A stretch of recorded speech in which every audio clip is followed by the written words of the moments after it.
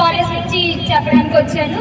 అసలు నిరసన ఇంతలా చేస్తున్నాము అంటే అసలు ఒక డాక్టర్ కి ఇలా జరిగింది అని అనుకుంటాం, కానీ ఒక మహిళ, ఆ డాక్టర్ అనేవారు ఒక మహిళకి ఇలా జరగకుండా ఇంకా 4 కేసులు వచ్చాయి. ఆ 4 కేసులు ఎందుకు బయటికి తీసుకురావట్లేదు? ఒక డాక్టర్ కి ఇలా జరిగిందని తీసుకొస్తారు. డాక్టర్ అనే కాదు, అందరు మహిళలకు కూడా ఒక భద్రత అనేది ఇక్కడ లేదు అంటే ఇప్పుడు ఎంతమంది ఇప్పుడు జరిగింది అంటే పోలీస్ స్టేషన్ వరకు వెళ్తారు, కోర్టుల వరకు వెళ్తారు, అంతేకాని ఏం జరుగుతుంది అనేది అసలైన ప్లాన్ ఎవిడెన్స్ మాత్రం దాచిపెట్టి ఒక్కనే కిరాతకుడిగా అతను ఏమన్నారు, తీసుకుంటే నేను ఊరి తీసుకోండి అంటున్నారు. అంతేకాని దాని వెనక ఎంత మంది అనే ఉన్నవారు అనేది బయటికి మాత్రం రావట్లేదు. ఖచ్చితంగా ఇది పోలీస్ వర్గాల దగ్గర నుంచి మాత్రం ప్రతి ఒక్కరికి కూడా సహాయం అనేది దయచేయాలి. ఒక మహిళ బయటికి రావాలి అంటే ఎంతలా భయపడుతున్నారు అంటే, ఇంతకు ముందు అయితే ఇండిపెండెన్స్ వచ్చినప్పుడు ఇలా తిరిగితేనే మనకి ఇండిపెండెన్స్ అని చెప్పారు, కానీ మొన్నటి మొన్న 4 కేసులు బయటకు వచ్చింది. జస్ట్ రిలేటివ్స్ ఇచ్చి పంపించారు ఆ పిల్లని. ఇలా జరుగుతుంది, మీరు జాగ్రత్తగా తీసుకెళ్ళండి అని విజయవాడలో చెప్తే, ఆ విజయవాడలో జరిగిన అమ్మాయిని అలా చంపేసి అరుగులో పడేస్తారు.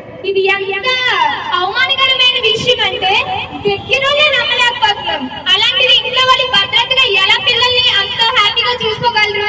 ఇప్పుడు ఈ ప్రొఫెషన్ లో జరిగింది, ఇంతమంది నర్సింగ్ చదువుతున్నారు, ఎంతమంది డాక్టర్స్ అయ్యారు. ఇప్పుడు హాస్పిటల్ కి వెళ్ళాలి, ఇతరులు సేవ్ చేయాలి అంటే ముందు వీడికి భద్రత లేకపోతే జనాలు ఎలా సేవ్ చేస్తారు?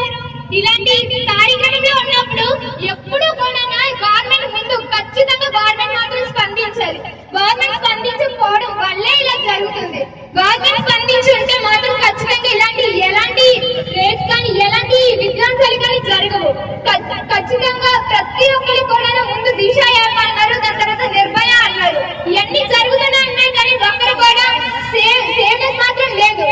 ఖచ్చితంగా నేనేమనుకుంటానంటే ప్రతి ఒక్క వర్గంలోని ఒక పోలీస్ అధికారిని నిర్మించాలి. వాళ్ళకి ఒక రక్షణ ఉంది అని వాళ్ళకి హోప్ ఇవ్వడం దయచేయాలి.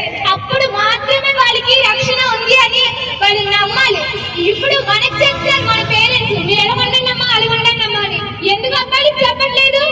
ఎలాగ చూడకూడదు, ఈ చూపుతో చూడకూడదని ఎందుకు అనట్లేదు?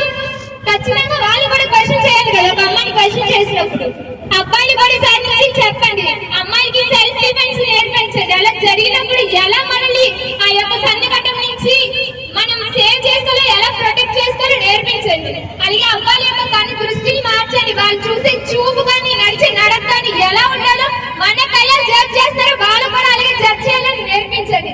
అప్పుడు మాత్రమే ఎలాంటి సంఘటనలు కూడా జరగకుండా ఒక ఆడపిల్ల ధైర్యంగా ప్రతిదీ కూడా ఎదుర్కోగలదు. ఈ నర్సింగ్ ప్రొఫెషన్